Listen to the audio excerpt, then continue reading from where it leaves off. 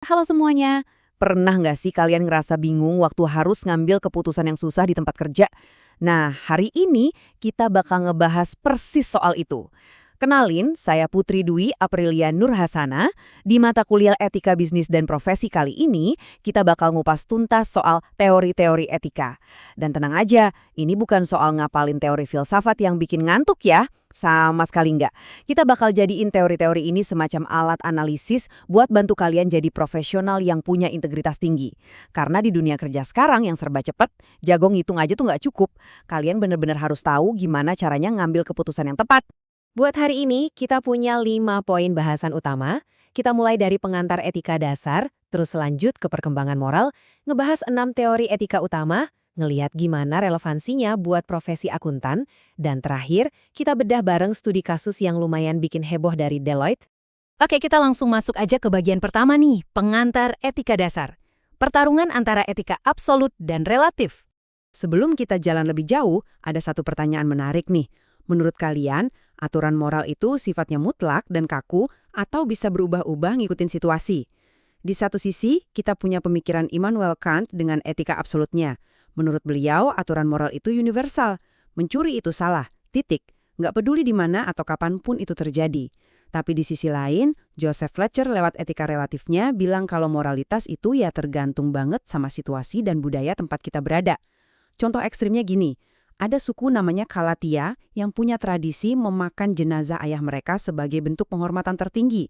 Sementara itu orang Yunani zaman dulu memilih untuk membakar jenazahnya. Buat satu pihak ini mungkin kedengeran mengerikan banget kan, tapi orang yang relativis ngelihat ini sebagai standar budaya yang beda aja, padahal niatnya sama-sama mulia, yaitu buat menghormati orang tua. Nah, perdebatan ini tuh bener-bener krusial untuk dipahami, apalagi pas kalian nanti harus ngadepin dilema bisnis lintas budaya di dunia kerja. Lanjut ke bagian kedua, kita bakal ngebahas soal gimana sih moral dan perilaku manusia itu bisa berkembang seiring berjalannya waktu. Nah, sebelum kita masuk ke kerangka etika yang agak jelimet, kita harus paham dulu nih gimana kompas moral kita itu berevolusi.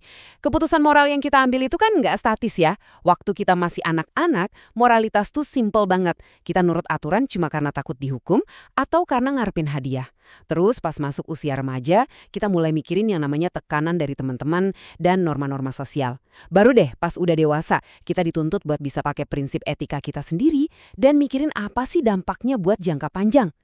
Hal ini sejalan banget sama teorinya Lawrence Kohlberg yang ngebagi perkembangan moral ke dalam 3 tingkat utama. Coba deh kita bayangin ini di dunia kerja misalnya ada seorang akuntan junior. Kalau dia nggak berani ngelakuin kecurangan cuma gara-gara takut diaudit atau takut kena sanksi pajak, berarti dia tuh masih nyangkut di level pertama, si level prakonvensional. Dia belum punya kesadaran moral yang beneran, masih modal takut doang. Nah, kalau dia naik kelas ke level konvensional, akuntan ini nolak buat ngerekayasa laporan karena dia sadar harus patuh sama kode etik dan standar profesi yang berlaku. Tapi, ini nih puncaknya, moralitas tertinggi itu ada di level pasca konvensional. Di titik ini, seorang akuntan bahkan berani jadi whistleblower, berani ngebongkar kecurangan di perusahaannya sendiri, walaupun ya risikonya dia bisa aja dipecat. Dia ngelakuin itu bukan karena takut, bukan juga sekedar nurutin aturan tertulis, tapi emang karena dia megang teguh prinsip universal soal keadilan dan kejujuran. Keren banget kan? Sekarang kita masuk ke bagian ketiga, yaitu inti dari kotak perkakas analisis kita hari ini, 6 teori etika utama. Kalian mungkin kepikiran, buat apa sih belajar sampai 6 teori segala? Gini, teori-teori ini ada banyak karena hakikat manusia itu kan kompleks banget ya. Nggak ada satupun teori tunggal yang bisa motret keseluruhan diri kita secara utuh. Tapi kalau digabungin, nah keenam teori ini benar-benar ngebantu kita buat nyeimbangin berbagai aspek kehidupan. Mulai dari kepentingan individu kita sendiri, kewajiban kita ke masyarakat luas, sampai hubungan spiritual kita sama Tuhan. Jadi mereka ini sifatnya saling melengkapi. Oke, mari kita bedah kelompok pertama, yaitu teori yang fokusnya ke konsekuensi atau akibat. Pertama, ada teori egoisme. Intinya, simpel banget. Tindakan yang paling benar adalah tindakan yang ngasih keuntungan maksimal buat diri sendiri. Terdengar egois? Ya emang gitu, makanya namanya egoisme. Dan faktanya, ini sering banget jadi motor penggerak ekonomi. Tapi tunggu dulu, ini harus banget diseimbangin sama teori di sebelahnya, yaitu utilitarianisme. Menurut penganut utilitarian, tindakan itu baru dibilang etis kalau bisa bawa manfaat buat sebanyak mungkin orang. Coba bayangin, seorang CEO yang utilitarian. Dia pasti nggak bakal cuma mikirin cuan buat dirinya sendiri, tapi juga mikirin gimana kesejahteraan karyawannya dan juga masyarakat di sekitar perusahaan. Lanjut ya, sekarang kita masuk ke kelompok teori yang berbasis aturan. Kalau teori sebelumnya sibuk mikirin akibat, nah teori deontologi ini agak beda nih. Menurut deontologi, mau akibatnya kayak apa juga nggak penting. Yang jadi patokan cuma satu.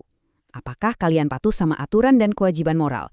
Jadi kalau ada aturan yang bilang dilarang bohong, ya berbohong demi kebaikan sekalipun tetap aja dianggap salah secara etika. Terus pasangannya di kelompok ini ada teori hak. Di sini, sebuah tindakan dinilai baik kalau menjunjung tinggi hak asasi manusia. Asumsinya tuh sederhana banget tapi dalam. Semua manusia punya martabat yang setara. Prakteknya buat akuntan gimana? Ya kalian nggak boleh sama sekali nipu investor. Karena investor itu punya hak dasar buat dapat informasi yang benar dan valid. Nah, kelompok yang terakhir ini ngebahas sesuatu yang lebih nyentuh aspek terdalam manusia, yaitu soal karakter dan jiwa. Di sini ada teori keutamaan. Teori ini nggak nanya, saya harus ngapain ya, tapi lebih ke refleksi diri. Saya ini harus jadi orang yang kayak gimana sih? Fokusnya benar-benar ke pembentukan watak moral yang baik, kayak punya integritas, kehati-hatian, dan kejujuran. Terus buat nyempurnain semuanya, ada yang namanya teori teonom. Teori ini ngingetin kita kalau karakter moral itu pada dasarnya ditentuin oleh hubungan kita sama kehendak Tuhan. Buat dunia profesional, ini berarti kalian dituntut buat mandang kerjaan bukan cuma sekedar cara buat dapat gaji, tapi sebagai amanah spiritual yang nanti pasti ada pertanggungjawabannya. Oke, kita move on ke bagian keempat. Sebenarnya gimana sih relevansi semua teori etika ini buat profesi akuntan? Sekarang yang jadi pertanyaan, gimana caranya 6 teori filosofis yang kedengeran abstrak tadi bisa beneran dipakai di meja kerja kalian besok? Gini, sebagai calon akuntan, profesi kalian itu pondasi utamanya adalah kepercayaan publik. Kalian bisa gunain egoisme buat bikin kalian lebih peka buat ngindarin konflik kepentingan. Terus pakai utilitarianisme buat mastiin kalau hasil audit kalian itu bener-bener bawa manfaat buat stabilitas ekonomi. Nggak cuma nguntungin satu klien doang. Nah, deontologi itu adalah alasan utama kenapa kalian wajib banget patuh sama standar akuntansi tanpa kompromi. Teori hak bakal ngejamin kalian buat terus transparan nyajiin laporan keuangan ke publik. Dan yang paling penting, teori keutamaan sama teori teonom lah yang bakal terus ngejaga kejujuran kalian bahkan pas lagi nggak ada satu orang pun yang merhatiin kerjaan kalian.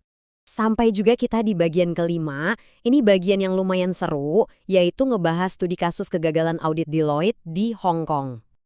Biar pemahaman kita makin mantap, yuk kita langsung praktekin teori-teori tadi ke sebuah skandal nyata yang lumayan baru meledak. Kegagalan audit Deloitte di Hong Kong. Fakta-faktanya cukup bikin geleng-geleng kepala.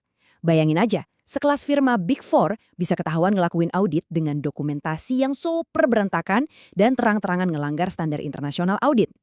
Tapi, ini nih bagian yang paling gak masuk akal. Ditemuin referensi-referensi palsu di laporannya. Dan ternyata, referensi fiktif itu dihasilkan dari penggunaan generative AI yang dipakai buat nyusun laporan tanpa diawasin dan dicek lagi kebenarannya sama si auditor. Ini tuh benar-benar mimpi buruk etika di era digital. Mari kita coba bedah kegagalan yang fatal ini pakai 3 alat analisis pertama kita. Kalau dilihat dari kacamata teori egoisme, oknum di Deloitte mungkin awalnya mikir pengen ngehemat waktu dan kerjaan pakai AI biar cepat kelar. Tapi jujur aja, ini egoisme yang rabun jauh.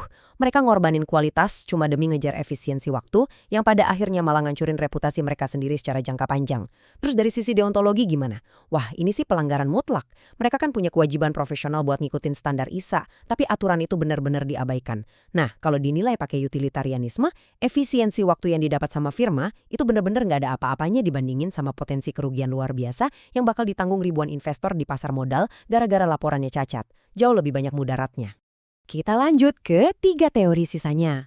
Menurut teori hak, apa yang dilakukan Deloitte ini sangat amat tidak etis. Kenapa?